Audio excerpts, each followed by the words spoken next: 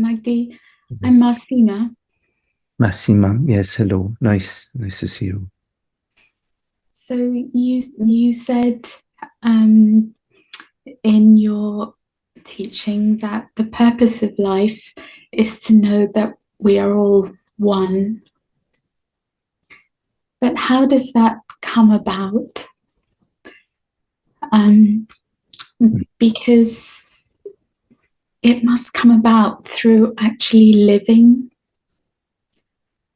and experiencing through our bodies those facets of us. Well,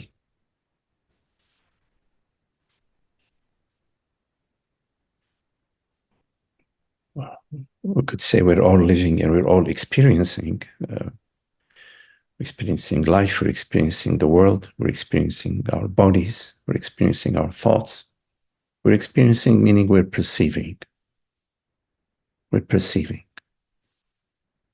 We perceive thoughts, we perceive the world, we perceive sensations, we perceive memories, we perceive the mountain.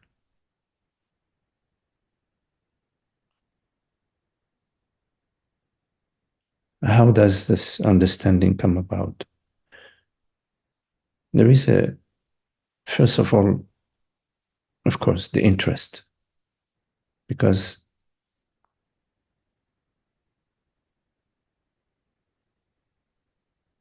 well,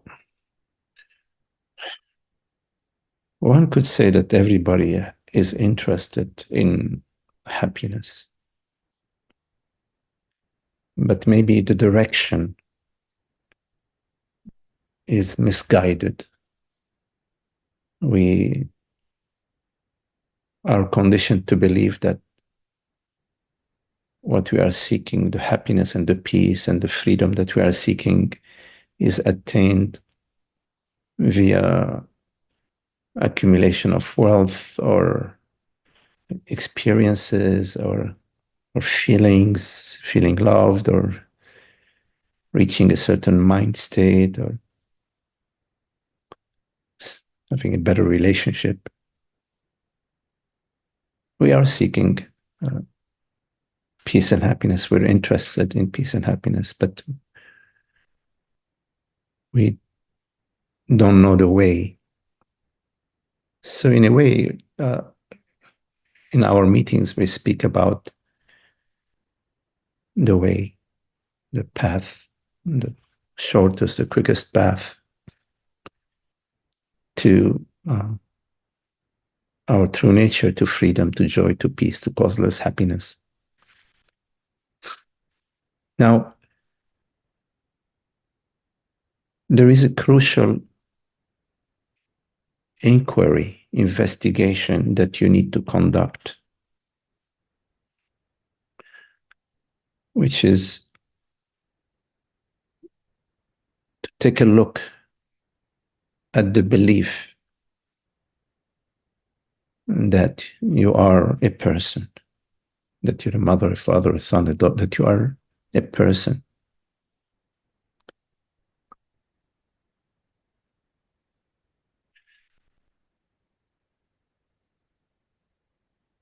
In our conditioning, we are taught to believe that we are a body mind, that we are a person, a son, a daughter. We identify with that. And we feel that's what we are. We feel that we are a person, a body mind. And of course, the body mind is born and is destined to die. So the belief that I am born and that I am destined to die, of course, is an unhappy belief, an unhappy belief. But it doesn't matter if it's unhappy or not. What matters is it true? Is it so? Is it a fact that I am a body mind, that I'm a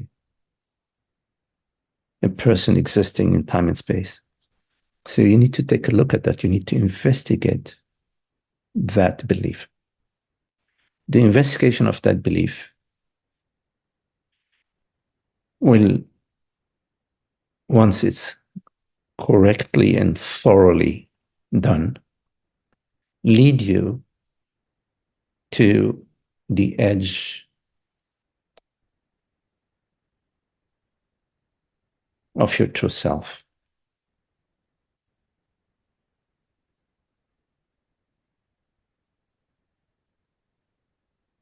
It will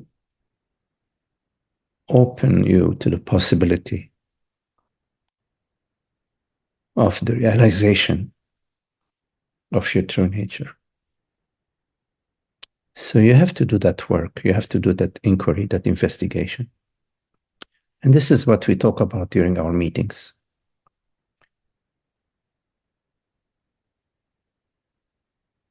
So you can ask yourself, am I defined by that which I perceive? Or am I the reality which perceives? And that reality which perceives is not subject to what it perceives. In other words, as a metaphor, in your night dreams,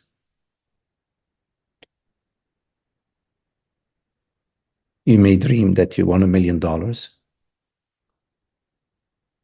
or you may dream that you lost your house.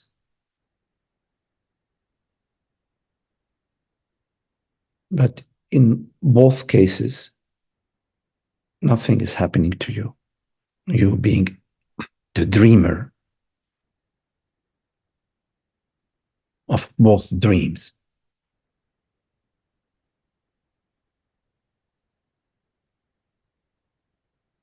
It's important to be very clear, to come to the clarity that you are not defined or you are not affected by that which appears to you. The body may be affected. For example, if you perceive a storm, it makes sense for you to protect the body and close the windows and make sure that everything is safe, because the storm may affect your house, may affect your health.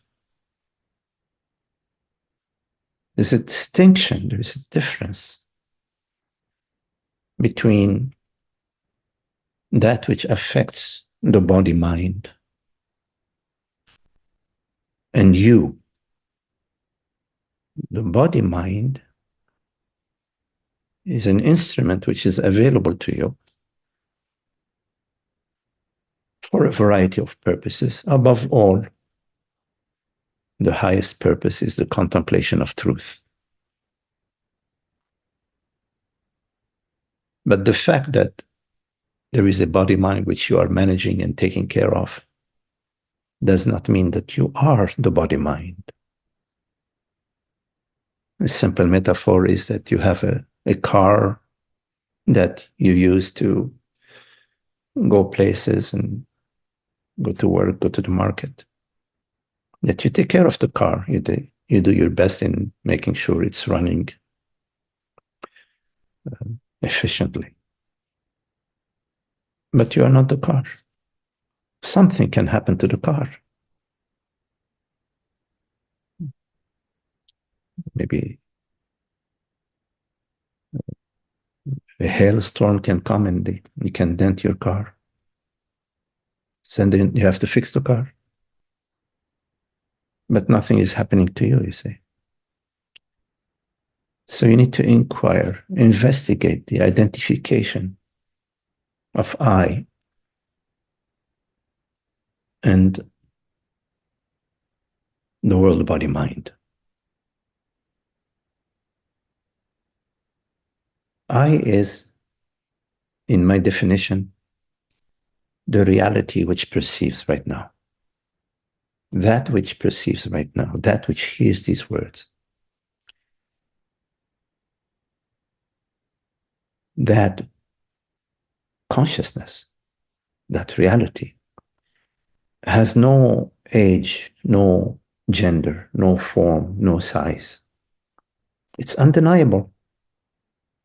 You cannot deny the I, the perceiving element, the awareness factor. You cannot deny it. But you cannot perceive it like you perceive a mountain or a lake, or like you perceive a thought. It is the perceiving aspect, the awareness aspect. And that is what I is. That is how we use the word I. That is how I use the word I always. In identification, in ignorance, we refer to the word I to refer to a person. That is a person somewhere, some personal consciousness, some personal being, which is maybe in the brain or behind the eyes or inside the body or in the heart. We refer to I as some identity, some personal identity.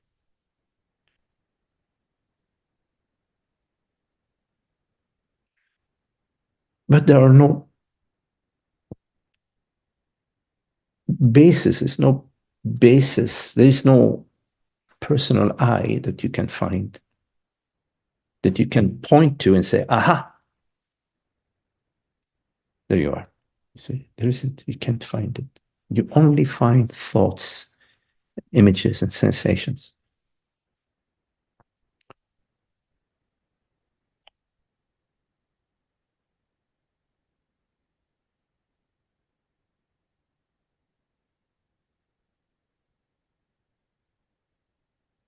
So, yes, this life is about this investigation,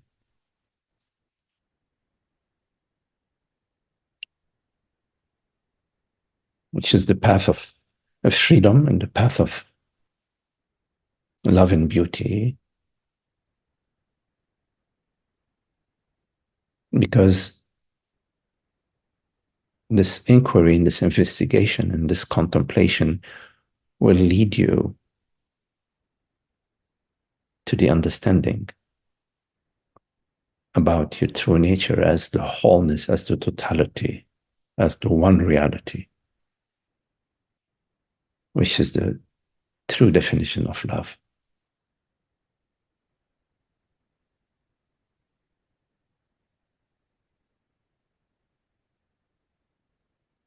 So it's up to you to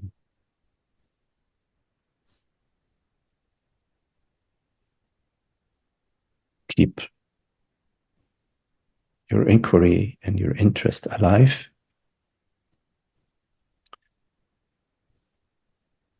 and to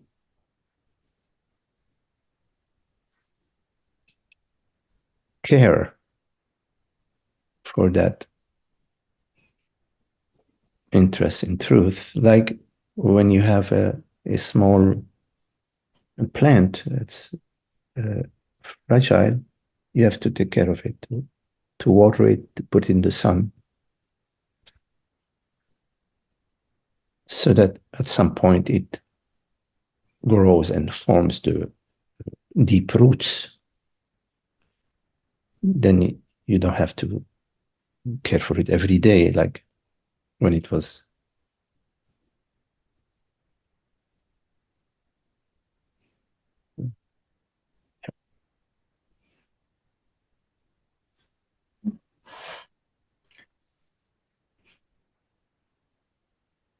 Thank you for your very full answer. Thank you. So there is this tendency, a habit in the mind to refer to I as somebody in time. So whenever you use the term I, you have to ask yourself, is this I something that I'm perceiving as a thought or a sensation, an idea? Or is this I the reality which perceives? So be very alert to your use of the term I in your thinking, in your speech, in your action.